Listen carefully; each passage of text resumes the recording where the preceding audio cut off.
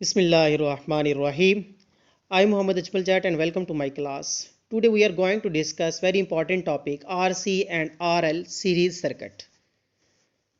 Student आपने previous topic में discuss किया था AC through resistor, AC through capacitor and then AC through inductor आपने इंडिविजुअली तौर पे स्टडी किया था। आज हम जो देखना चाह रहे हैं वो आपके पास है RC and LR series circuit. RC student होता है, R रिप्रेजेंट कर रहा है रजिस्टर को और C रिप्रेजेंट कर रहा है कैपेसिटर को। सीरीज होता है कि अगर आप रेजिस्टेंस और कैपेसिटर को आप सीरीज में अटैच कर देते हो AC सोर्स के साथ, तो ये आपके पास बन जाता है RC सीरीज सर्किट। इसी तरह हम नेक्स्ट जो है डिस्कस करेंगे वो है आपके पास LR सीरीज। L आपके पास क्या है, इंडक्टर, R रजिस्टर है, अगर इनको आप सीरीज में अटैच करेंगे तो ये आपके पास बन जाता है LR सीरीज सर्किट। अभी जो स्टूडेंट हम डिस्कस करने जा रहे हैं वो आपके पास है what do you mean by RC series circuit. इस तरह आपके पास क्वेश्चन बनता है and find the impedance, calculate the impedance of RC circuit. Student आपने देखा था कि आपके पास जो R रेजिस्टर है ये एक एलिमेंट है, कैपेसिटर और इंडक्टर ये तीनों एलिमेंट करंट को कंट्रोल करते हैं। रेजिस्टर करंट को कंट्रोल किस तरह करता है, ये करंट को अपोज करके, करंट की वैल्यू को डिक्रीज करके, तो ये करंट की वैल्यू को डिसिपेट करता था। तो हमने इसलिए बोला कि रेजिस्टर पावर डिसिपेशन जो है रेजिस्टर की वो वेरी हाई है, मैक्सिमम है, ये पावर डिसिपेट बहुत ज़्यादा है रेजिस्टर की। अगर हमने देखा था कि अगर आपके पास प्योर इंडक्टर है तो उसकी रेजिस्टेंस और उसकी क्या कहते हैं वो भी करंट को कंट्रोल करता है, लेकिन वो करंट को मेंटेन करता है, तो उसकी पावर डिसिपेशन स्टूडेंट हमने देखा था जीरो है। इसी तरह अगर हमने देखा कि कैपेसिटर है ये भी करंट को कंट्रोल करता है। ये कैसे कंट्रोल करता है, करंट को स्टोर कर लेता है, ठीक है। तो इसकी इम्पीडेंस, इसकी जो क्या कहते हैं कि आपने देखा था कि इसकी पावर जो है डिसिपेशन वो भी जीरो थी, सिर्फ रजिस्टर की पावर डिसिपेशन मैक्सिमम थी। अब हम देखते हैं कि हमारे पास RC सर्किट क्या है। Such a circuit in which resistor R and capacitor C are connected in series is called RC series circuit. इसके साथ स्टूडेंट आपने क्या किया है कि RC सर्किट के साथ, ये आपके पास सीरीज में RC सर्किट नज़र आ रहा है, इसके साथ आपने एक AC सोर्स को अटैच किया है, तो जिसकी वजह से जो है इसमें करंट फ्लो हुआ है। रजिस्टर में जो करंट फ्लो हुआ है, करंट और जो वोल्टेज ड्रॉप हुए हैं उसका बिहेव आप प्रीवियस स्टडी कर चुके हो कि वोल्टेज और करंट दोनों इन फेज थे, ठीक है। अभी भी मैं डिस्कस करूंगा। और नेक्स्ट अगर आपने देखा था इंडिविजुअली तौर पे, अगर करंट कैपेसिटर के अंदर जब पास हुआ था AC थ्रू कैपेसिटर, तो उस वक्त आपने देखा था कि करंट लीड कर रहा था, वोल्टेज लैग कर रहा था, लेकिन रजिस्टर में दोनों ही इन फेज थे। अब क्या है, अब आपके पास जो same current flow through capacitor and register. Student series circuit है, सीरीज सर्किट में आपने देखा है कि करंट की वैल्यू सेम होती है, इसलिए तो हमने रजिस्टर और कैपेसिटर को आपने सीरीज में लगाया है, तो करंट को आप एज ए रेफरेंस ले सकते हैं, ठीक है। अगर यहाँ पे आप देखें, अगर कोई चीज़ सीरीज में होती है, कोई भी एलिमेंट, तो करंट सेम होता है और पोटेंशियल वोल्टेज चेंज होता है। अगर पैरेलल होते हैं तो करंट आपने देखा कि वो चेंज होता और पोटेंशियल डिफरेंस सेम होता। अब हम क्या फाइंड करेंगे, अब अगर आपने सीरीज में सर्किट को जोड़ दिया है तो आप देखेंगे कि जो पोटेंशियल वोल्टेज रजिस्टर पे ड्रॉप हुए हैं वो फाइंड करना है आपने, और जो पोटेंशियल ड्रॉप AC करंट की वजह से कैपेसिटर पे जो आपके पास ड्रॉप हुए हैं उसको आपने फाइंड करना है। अब सबसे पहले हम देखते हैं कि पोटेंशियल अक्रॉस रजिस्टर। स्टूडेंट आपने प्रीवियस टॉपिक में जो डिस्कस किया था, मैं ज़रा यहाँ पे थोड़ा सा मजीद रिपीट करने जा रहा हूँ, रिव्यू उसका है कि अगर आपने AC सोर्स को रजिस्टर के साथ अटैच किया था तो इसमें आपने देखा था कि करंट और वोल्टेज दोनों इन फेज थे, जिसका आपके पास वेव बिहेव ये शो हुआ था, जो लास्ट वाली फिगर में आप देख रहे हैं कि वोल्टेज और करंट दोनों का फेज डिफरेंस जीरो था। ये दोनों सेम थे, इनमें कोई भी लीडिंग लैगिंग नहीं कर रहे थे, करंट और वोल्टेज दोनों पैरेलल थे, ठीक है। तो ये आपने मैथमेटिकल भी प्रूव किया। अब स्टूडेंट यहाँ पे देखें, ये करंट है, ये वोल्टेज है, करंट तो सेम है, तो हम देखेंगे कि वोल्टेज रेजिस्टेंस के साथ क्या बिहेव होगा, वोल्टेज का रेजिस्टेंस के साथ। लिहाजा अगर करंट आपके पास इन फेज है तो वोल्टेज और रेजिस्टेंस ये भी दोनों इन फेज होंगे। तो इसके लिए आप इक्वेशन ड्रा करते हो, the potential difference V across register IR would be in phase with current, कि आपके पास पोटेंशियल वोल्टेज और करंट और रेजिस्टेंस ये तीनों एक दूसरे के इन फेज हैं, क्योंकि करंट इन फेज है। करंट को आप क्या कर रहे हैं, करंट आप एज ए रेफरेंस ले रहे हैं क्योंकि करंट सेम फ्लो कर रहा है कैपेसिटर और रजिस्टर के अंदर, देन इनको हम क्या ले रहे हैं, एज ए रेफरेंस ले रहे हैं। इसको रेफरेंस लेके हम वैल्यू फाइंड करेंगे। The potential difference across the register is represented by the line along the current line.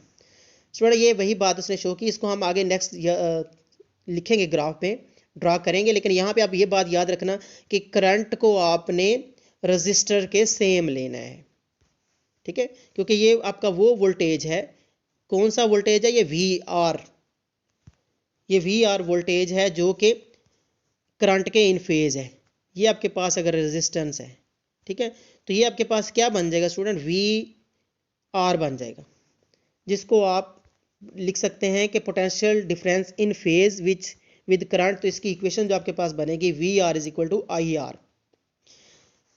Okay, ये जो वी आर स्टूडेंट, ये आपके पास पोटेंशियल वोल्टेज है, पोटेंशियल डिफरेंस है अक्रॉस रजिस्टर, जिसमें आप देख रहे हैं कि करंट और रेजिस्टेंस दोनों अलोंग एक्स एक्सिस है, हॉरिजॉन्टल लाइन शो कर रहे हैं। ये याद रखना कि वी आर हॉरिजॉन्टल लाइन में है, क्योंकि आगे हम दोनों को जब कंबाइन करेंगे तो वहां पर क्या आपका पॉइंट क्लियर हो जाए। ये वी आर दोनों है वोल्टेज और करंट दोनों जो है सेम है। अब हम बात करते हैं कि पोटेंशियल वोल्टेज अक्रॉस कैपेसिटर क्या होता है। अब स्टूडेंट आपने पीछे डिस्कस किया था प्रीवियस टॉपिक में, अगर आप एसी सोर्स को कैपेसिटर के साथ अटैच करते हैं, ये स्टूडेंट आपके पास एक कैपेसिटर है, मैंने यहाँ पे रेजिस्टर लगाया हुआ है, तो ये आपके पास एक कैपेसिटर है, ठीक है। कैपेसिटर आपने देखा कि इस तरह का होता है और इसको आप सी से डिनोट करते हैं।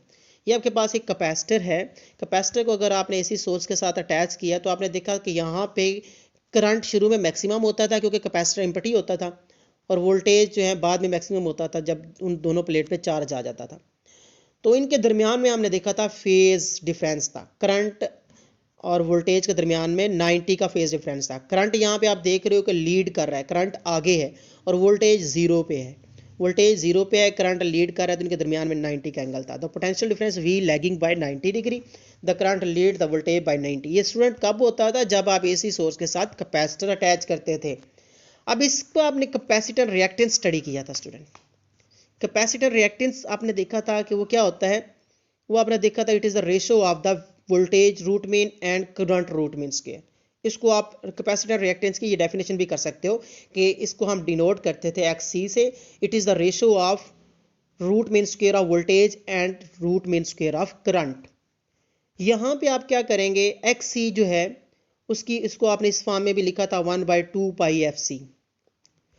तो यहाँ पे आप देखें कि 2 पाई एफ ये आपके पास ओमेगा के इक्वल था, ये एंगुलर फ्रीक्वेंसी है, तो इसको आपने लिख दिया मैं 1/ओमेगा-c। तो ये आपके पास एक्स सी की जो वैल्यू स्टूडेंट आ गई है वो 1/ओमेगा-c, इसको याद रखना, हम नेक्स्ट यूज करेंगे।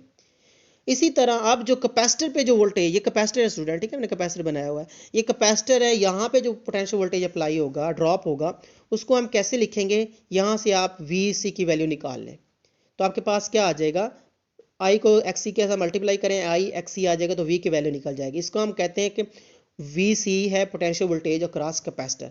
तो एक्स सी की ये वाली वैल्यू स्टूडेंट उठाएं, ये वाली एक्स सी की, इसमें वैल्यू पुट करें तो आपके पास एक इक्वेशन आ जाएगी, जिसको आप इक्वेशन नंबर 2 भी कह सकते हो, V C is equal to I root mean divided by omega C. Omega C student कैसे आया, आपने सिर्फ एक्स सी की वैल्यू पुट की है, तो आपके पास एक्स की वैल्यू 1/ओमेगा था, तो ये आपके पास आ गया 1/आई root mean divided by omega सी। अब स्टूडेंट आपने दोनों के, कैपेसिटर के अलॉन्ग और रेजिस्टेंस के अलॉन्ग आपने पोटेंशियल वोल्टेज देख लिया, उसको आपने लिख लिया। अब हम जरा देखते हैं इसको फेजर डायग्राम से। आपने क्या स्टडी किया था अभी कि आपके पास जो, ये आपके पास स्टूडेंट हॉरिजॉन्टल लाइन है, यहाँ पे मैंने लिखा हुआ है V R is equal to I R, ये पोटेंशियल पोटेंशियल डिफरेंस है अक्रॉस रजिस्टर पे। तो उसके लिए आपने देखा था ना कि करंट और रजिस्टर ये या वोल्टेज इनका, ये दोनों हॉरिजॉन्टल लाइन पे थे। तो ये यहाँ पे दो वेक्टर हैं, एक आपके पास है करंट भी और रेजिस्टेंस भी, ये ऐसे है, ठीक है। अब यहाँ पे स्टूडेंट अगर करंट है, जिसको आप देख रहे हैं, मैंने अभी आपको बनाया है कि आपके पास ये वोल्टेज और करंट जो है ये दोनों इन फेज हैं। अगर आप रेजिस्टर अटैच करते हैं इसी के साथ तो आपके पास ये वाली इक्वेशन बनती है। तो आप यहाँ पे इसको ड्रा करते हैं, ये वोल्टेज भी यहाँ पे है और आर भी यहाँ पे है, तो इस सारे को आपने नाम दे दिया वी आर। अब आप वी आर आपने इसको शो करना है कि ये वोल्टेज अक्रॉस रजिस्टर है वी आर, ये अलोंग हॉरिजेंटल लाइन है, ठीक है। जिसकी आपने इक्वेशन भी अभी डिस्कस की थी, V R is equal to I are.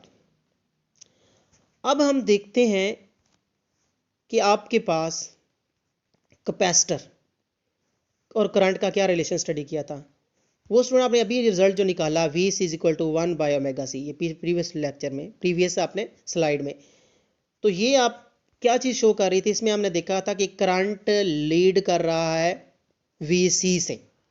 We सी क्या है स्टूडेंट, कि अगर कैपेसिटर में एसी करंट पास कर रहा है तो उस वक्त आपने देखा था कि करंट लीड कर रहा है और वोल्टेज लैग कर रहा है। तो इसको अगर आप इसी डायग्राम में लिखेंगे तो कैसे लिखेंगे, करंट आप देख रहे हैं कि यहाँ पे है तो वोल्टेज पीछे है, तो आप ये अगर आपके पास जीरो पे है तो वोल्टेज इसके बैक साइड पे बनाएंगे, तो वो आपने ये वाली लाइन बनाई, ये आपके पास VC की लाइन आ गई, जिसको आपने किससे डिनोट किया, IXC से। स्टूडेंट इसको ज़रा दोबारा रिपीट कर लें, पोटेंशियल वोल्टेज अक्रॉस रजिस्टर वो आपने पढ़ा IR, ये आपने देखा था पीछे के हॉरिजेंटल ले रहे हैं, ठीक है, मैंने अभी भी शो किया आपको, हॉरिजेंटल ले रहे हैं। और VC आपको पता है कि करंट से बैक है, 90 एंगल पीछे है, तो हम वोल्टेज को VC को यहाँ पे ले रहे हैं, आगे नहीं ले सकते, इसको हम यहाँ पे ले रहे हैं, जिसको VC कहते हैं। Potential voltage R across register ये लीड कर रहा है, पोटेंशियल वोल्टेज अक्रॉस कैपेसिटर ये क्या कर रहा है, लैगिंग है, कितने लैगिंग पे, 90 के एंगल पे। तो आपने इसकी स्टूडेंट इंपीडेंस फाइंड करनी है। तो सबसे पहले हम देख लें कि ये टोटल वोल्टेज क्या है। The value of applied voltage is obtain by the resultant of vector. दोनों वेक्टर यूज किए हैं आपने, उनकी मदद से आप जो है टोटल वोल्टेज निकालते हैं, V, उसको V रूट मीन कहते हैं। ये VR है, ये VC है, तो टोटल आपने अप्लाइड वोल्टेज निकालते हैं, वो VREM इज इक्वल टू, ये रूट मीन स्क्वायर है, RMS, ये इक्वल आता है VR square plus VC square के। ये स्टूडेंट आप इस फिगर डायग्राम से देख लें कि आपके पास अगर आपने मैग्नीट्यूड निकालनी है, आपने देखा था कि ये है एक्स एक्सिस, ये है VX लिख सकते हो, ये आपके पास क्या है, सॉरी ये वाला, ये आपके पास क्या है VY, सॉरी ये आपके पास VX है और ये आपके पास है VY, बिल्कुल। तो इनकी अगर आप मैग्नीट्यूड फाइंड करते तो कैसे करते थे, टोटल वोल्टेज फाइंड करते तो वो आप लिखते थे ना कि V square is equal to X square plus Y square, उसका अंडर रूट ले लेते थे। ये मैग्नीट्यूड फाइंड करने का फार्मूला आपने थर्ड चैप्टर में स्टडी किया था। तो ये वही है, यहाँ पे अलॉन्ग VR है तो इसको आपने VR स्क्वायर लिख दिया एक्स एक्सिस के अलॉन्ग, यहाँ पे आपके पास VC है वाई एक्सिस के अलॉन्ग, तो इनका आप अंडर रूट ले लिया। अब VR की वैल्यू ये वाली इसमें पुट करें और VC की ये वाली वैल्यू इसमें पुट करें, तो आपके पास क्या इक्वेशन बनती है, VR की जगह पे आ जाएगा IR स्क्वायर जो कि ये है, और IC ये आपके पास ये वाली इक्वेशन बन गई।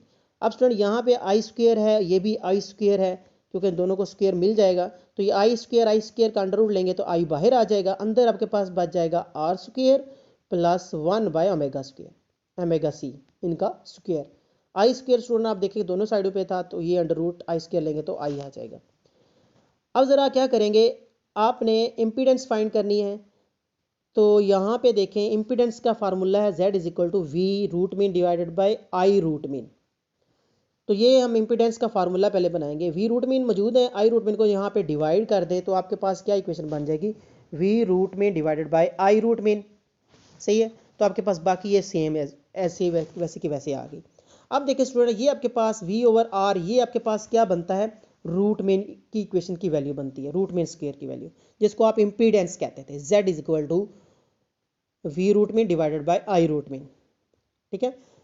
तो ये ज़रा देखें V/I है, तो V/I Z के इक्वल होता है, तो इसकी जगह पे आप Z पुट कर दें, बाकी सेम रखें, तो आपके पास क्या इक्वेशन आ जाएगी, Z is equal to R square plus 1/ओमेगा स्क्वायर अंडर रूट। ये स्टूडेंट आपने क्या किया, इसको आपने एज इट रहने दिया, ये V/R की जगह पे आपने Z पुट किया, तो आपके पास Z आ गया, बाकी इक्वेशन सेम रह गई। ये स्टूडेंट आपके पास इम्पीडेंस है। इसका आप फेजर डायग्राम भी बना सकते हो, जिसमें आप देखें ये भी एक मैग्नीट्यूड नहीं बन गई, जिसको मैं ये फिगर शो कर रहा हूँ। ये आपके पास है x square plus Y square, Z आपके पास मैग्नीट्यूड आ रही है जो आपने अभी डिस्कस किया। तो ज़रा बना लें कंपोनेंट, एक्स स्क्वायर आपके पास है, R स्क्वायर इसको आप एक्स एक्सिस के लिए ले रहे हैं R, ये आप वेक्टर बनाएंगे इस तरह, और 1/ओमेगा C है, या इसको आप XC स्क्वायर भी लिख सकते हो, क्योंकि आपको पता है ना XC है कैपेसिटर की वैल्यू है, कैपेसिटेंस रिएक्टेंस की। तो इसको आप वाई एक्सिस के लॉन्ग लेंगे, ये वाई एक्सिस का लॉन्ग लिया हुआ है, ठीक है। तो ये आप इस तरह एक वेक्टर बनाएंगे। इस इक्वेशन को देख के, ये स्टूडेंट मैग्नीट्यूड है, ये x square plus y square, x square का मतलब कि आर अलोंग एक्स एक्सिस है और ओमेगा सी का मतलब है कि अलोंग वाई एक्सिस है। तो आप इसकी इंपीडेंस फाइंड करें तो आप यहाँ सेंटर में इसका रिजल्टेंट निकाल लें। तो ज़रा ये देखें इसका रिजल्टेंट क्या आ जाएगा। ये आपके पास अगर अलोंग एक्स एक्सिस रेजिस्टेंस है, अलोंग आपके पास वाई एक्सिस आपके पास एक्स सी है, तो इसकी इंपीडेंस आप फाइंड करने का ये वाला फार्मूला है। इनकी वैल्यू पुट करके आप इसके रिजल्ट निकाल सकते हो। अब स्टूडेंट अगर आपने देखना है कि इनका फेज डिफरेंस देखना है इंपीडेंस का वोल्टेज और रजिस्टर के दरमियान, तो देखें ज़रा रेजिस्टेंस आपके पास क्या है, लीड कर रही है और वोल्टेज जो है कैपेसिटर का वो लैग कर रहा है अकॉर्डिंग टू दिस इक्वेशन। ये इक्वेशन ने हमें ये फेजर डायग्राम दी है। मैं दोबारा दोहरा दूं, ये एक मैग्नीट्यूड है जेड की, जो आपने थर्ड चैप्टर वेक्टर में पढ़ा था फर्स्ट ईयर के, कि जेड स्क्वेयर ये resultant square is equal to x square plus y square. X है अलॉन्ग एक्स एक्सिस जो वैल्यू है वो रजिस्टर स्क्वेयर लिख दिया, ओमेगा सी आप अलॉन्ग वाई एक्सिस उसको लिख दिया। तो आपने इसका इन वेक्टर को आपने यहाँ पे मिला दिया तो आपके पास ये वाली जो है ये आपके पास एक रिजल्टेंट आ गया। ठीक है, आप रिजल्टेंट निकालें। ये एक्स सी को आप इधर भी लिख सकते हो, कोई इशू नहीं है, क्योंकि ये भी एक्स का वाई एक्सिस का कंपोनेंट है। अब ये देखो आर और एक्स, आर आपके पास और एक्स सी, इनके दरमियान में एंगल है 90 का। तो ये एक 90 एंगल एक दूसरे से फेज डिफरेंस में है। तो आप कह सकते हो कि इनका जो दरमियानी फेज डिफरेंस है वो 90 है। इसको कैसे फाइंड करेंगे, उसको फाइंड करने के लिए आप tan theta is equal to V X V Y लेंगे, sorry V Y divided by V X लेंगे। वी वाई क्या है, एक्स सी की वैल्यू, और वी एक्स होता है आपके पास आर की वैल्यू। ये आप डायरेक्शन लेन फाइंड करने के लिए फाइंड करते थे। तो थीटा इज इक्वल टू क्या आ जाएगा, tan इनवर्स उधर चले जाएगा, वी एक्स की जगह पे आप वैल्यू पुट करें तो वो आपके पास आती है वी वाई की जगह पे वो आप एक्स सी पुट करेंगे जिसकी वैल्यू क्या 1 बाय ओमेगा सी, और वी एक्स की जगह पे आप पुट करेंगे आर। तो ये आप मिलके आपके पास क्या बन जाएगा, theta is equal to tan inverse divided 1 divided by omega C R. Student ये आपके पास रिलेशनशिप है जो ये शो कर रहा है कि इम्पीडेंस अगर आपने फाइंड कर रही है, जिसमें हमने देखा कि वोल्टेज जो रजिस्टर है वो आपके पास लीडिंग कर रहा है एक्स सी से। एक्स सी क्या है कि आपके पास capacitance of reactance. Okay student, I hope कि आपको ये लेक्चर अच्छी तरह समझ आया होगा। नेक्स्ट हम देखेंगे आरएल सीरीज सर्किट।